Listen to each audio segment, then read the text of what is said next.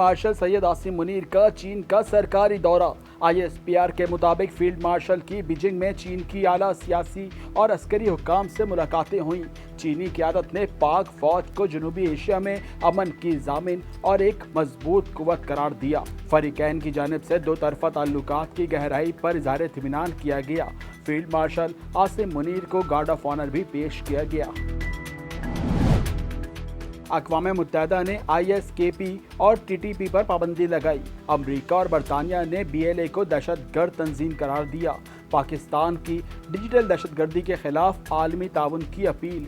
वज़ीर मुमलिकत बराए दाखिला तलाल चौधरी बोले, सोशल मीडिया पर दहशतगर्दी से मुताल्लिक 2417 शिकायत ज़ेरे गौर हैं।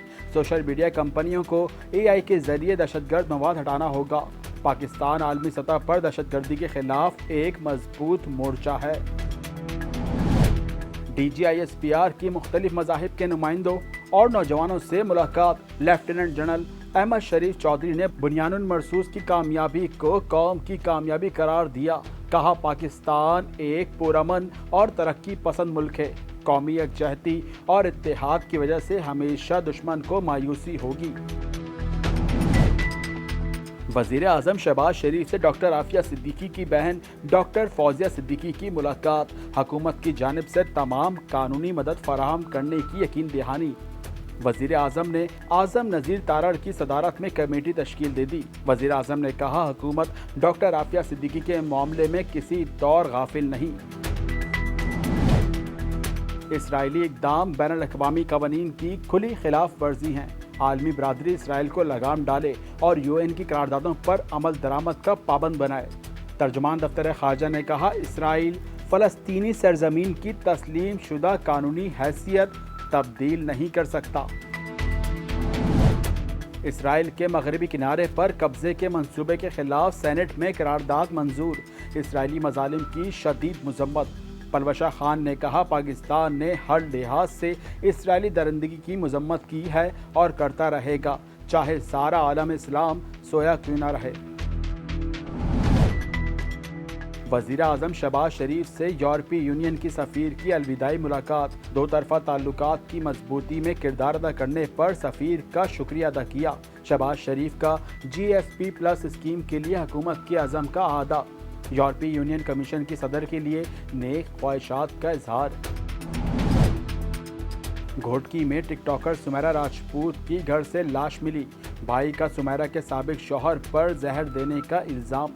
पुलिस ने भी एक्शन लिया, 2 मुल्ज़िमान पकड़ लिए, तहकीकात जारी।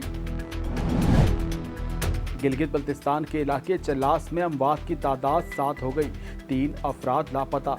चिलास में 22 जुलाई को शदीद बारिश और क्लाउड बर्स्ट हुआ। सैलाब से इंफ्रास्ट्रक्चर तबाह हुआ, तकरीबन 100 मकानात मुकम्मल तबाह, 5 पुल बह गए। ज़िला इंतजामिया के मुताबिक 200 से ज़ायद सयाहों को महफूज मुकाम पर मुंतकिल कर दिया गया।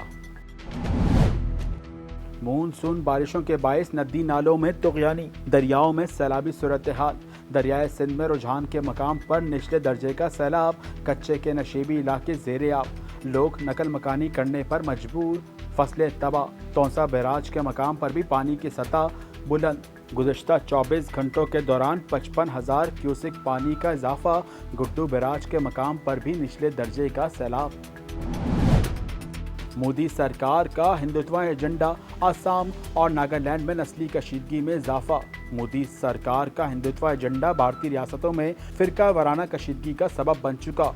BJP की पॉलिसियों ने नागालैंड और असम के दरमियान खलीज को गहरा कर दिया। नस्ली तनाज़े का खदशा बढ़ गया।